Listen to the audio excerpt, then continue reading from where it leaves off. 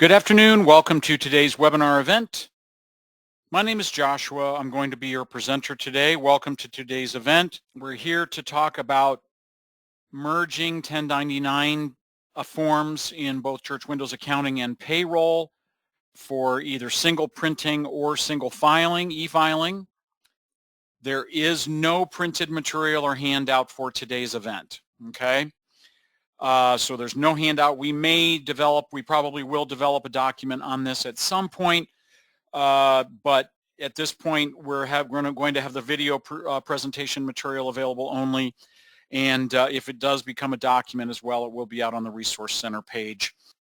The topic today basically is about the ability in Atrix, our documents form provider now, e-filing provider, is to be able to, if you've got contractors that are paid both through accounting and through payroll, you can merge those records into one group of contractors to then print forms or e-file, and especially this is really a big topic, big concern, now because, with the government's reduced, number now to 10 total returns of 1099s and W-2s, we don't want to spend any more money than we have to in order to be able to get documents filed, right? So Atrix has a really great slick feature that allows us to be able to merge records from two different databases together and put them into one group of form printing or filing, as the case may be. And this is also an option, folks, for W-2s. Now, we don't have W-2s in accounting. Of course, we only have them in payroll. But what I mean by mentioning that is, if I've got one installation of Church Windows, say for daycare or preschool that the church has, still under the same tax ID number, and then they've got an entirely different installation of Church Windows for church employees where there would be two sets of employees under the same tax ID, you can still use what I'm about to show you as a means to be able to merge those files, okay? So this is a really great feature, okay? So again, but it's only useful when you have, like in this case, I've got two different groups of contractors, one in accounting, one in payroll, and I want to merge them together, so I just print one set of documents, and if I e-file, I can just do one e-file for all of them, okay? All right, so you pick one module to start in, folks. Whether it's accounting or payroll, it frankly doesn't matter. Just pick one and start, okay? So it says, as I put on my document here, I can start processing and merging either database, accounting, or payroll. It does not matter, all right? So what we're going to do is we're going to start here in accounting. I'm just going to show you because like I said, it really doesn't matter which database you start in. Just start in one. So if I go into accounting, it launches my accounting software module. I go up to Reports Export. I click Tax. It now systematically launches into the Atrix forms list, and I have to make sure, as I will, to make sure that I'm choosing 23. We're going to choose the 1099 NECs. Now, I believe this also has to be the same too, okay? I can't combine forms and combine, I think, one group of, say, NECs in one database and either miscellaneous from another database, but it's pretty rare that that would occur. And I think those would have to be separate. But honestly, I haven't admittedly tried that, folks. But we're going to be doing NEC or non-employee compensation today, okay? So I pick that form and I click print. And as it will in accounting, it brings up a list of my contractors who are payees or vendors that were paid at least $600 in 2023 that I can then now choose to be able to print or file with, okay? Folks, again, a reminder, you've got to have the tax ID information for your contractors in both, either if they're in payroll, they've got to be in the payroll module. If they're in accounting, it's got to be in the accounting database, okay, at the chart of accounts window. And so anyway, some of you may be asking, well, where do you enter that information? Good question. I'd have to be in 23, but when I go into manage accounts and I go down to, say, accounts payable, and I find Clark's organ repair, right over here under vendor payee, about halfway down, tax ID and tax ID type.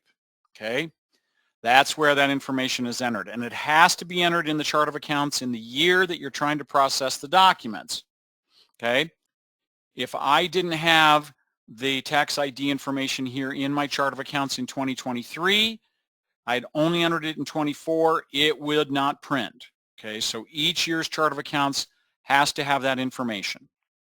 Let's go back to our reports and tax forms again.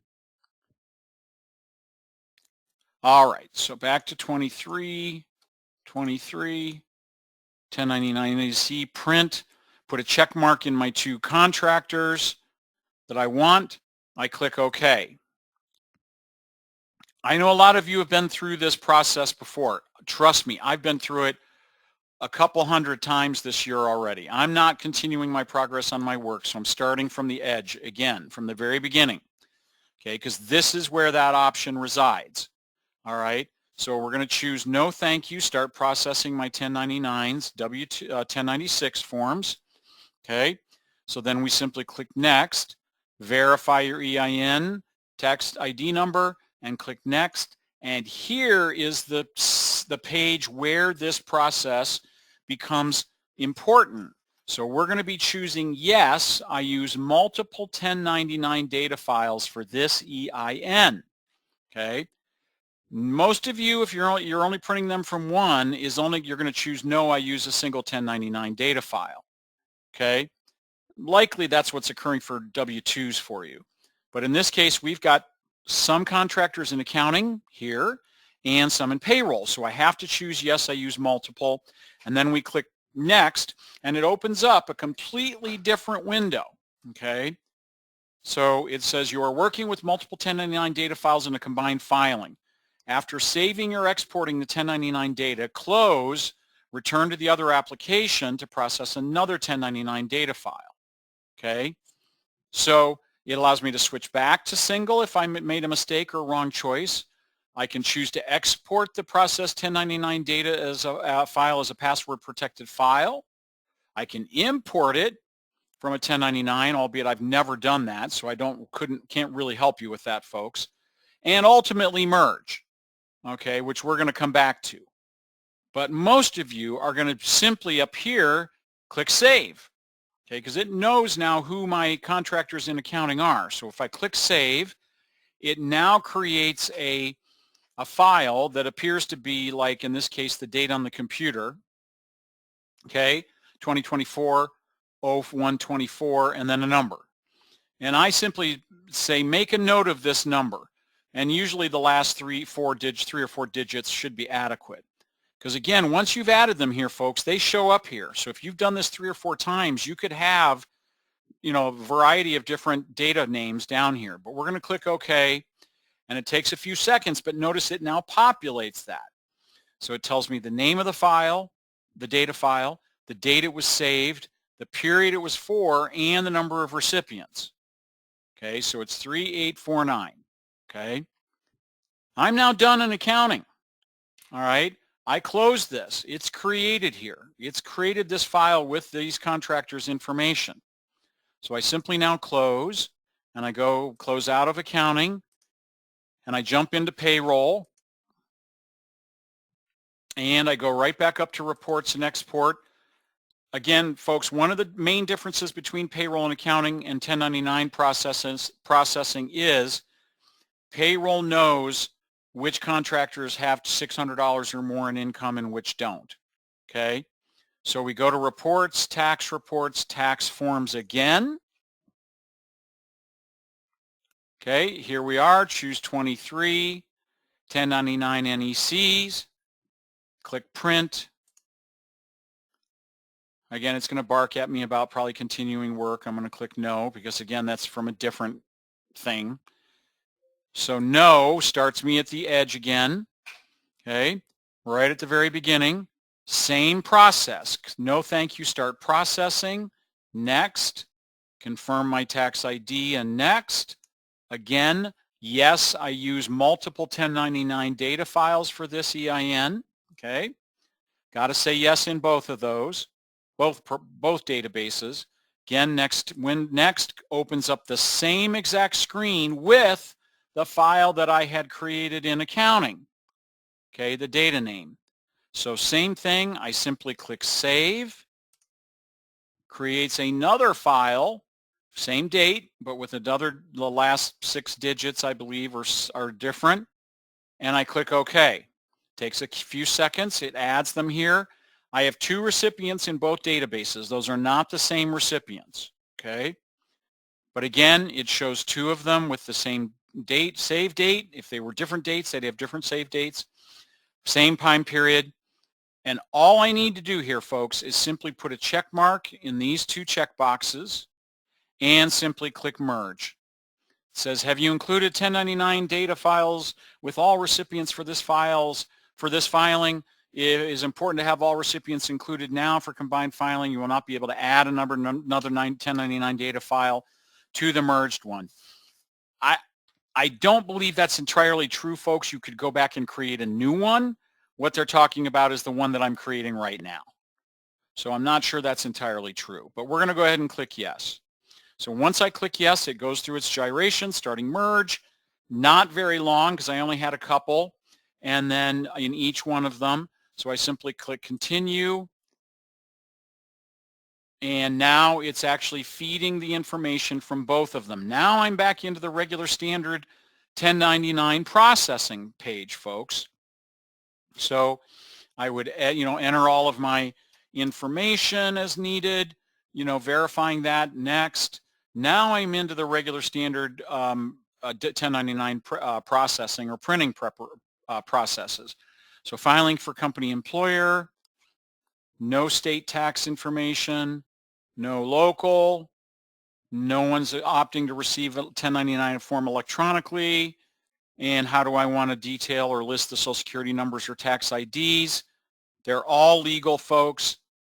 We're going to leave, it says here, would you like to print RINs on recipient copies that are reported in zeros? We're just going to say leaving them blank. It's typically not impacting contractors. Choose the appropriate Social Security number display option. And now it's putting that information into the Atrix spreadsheet page, okay? And so here now, notice I have 4 different contractors here based on the merge that I did from the 2 different databases. All right. So I'm now into my standard. I did this before, folks, on the other. So again, we're not going to spend time doing this from this point on. But yes, we do have to enter the last name and first name information. This was information that was revealed to us that was required by Atrix after we had released 25.23.1. So we are going to be including this in the 25.23.2 patch. But basically, you would need to click in here, enter the name information for each one of your contractors before processing to next. Basically, it will not allow you to process the forms until you enter this first and last name, at least first and last name. No middle initial information is required. So, well, let's go ahead and just do this. It won't take long. So I'm going to do Bill and finally Green Joe. Now from here I can click next, and so there it is. I just check. I had the wrong type of tax ID number identifier selected. It didn't know it assumed it was a Social Security number when it's a real tax ID. So all I have to do is check if FEIN, and it should allow me to process that and go to next. Hang on, go back and fix. I don't know, folks, what the deal is with that. Well, anyway, that's become a different problem at this point. Let's try this. Nope, still not right. So I'd have to go back into the contractor file and fix that or put that into the correct format.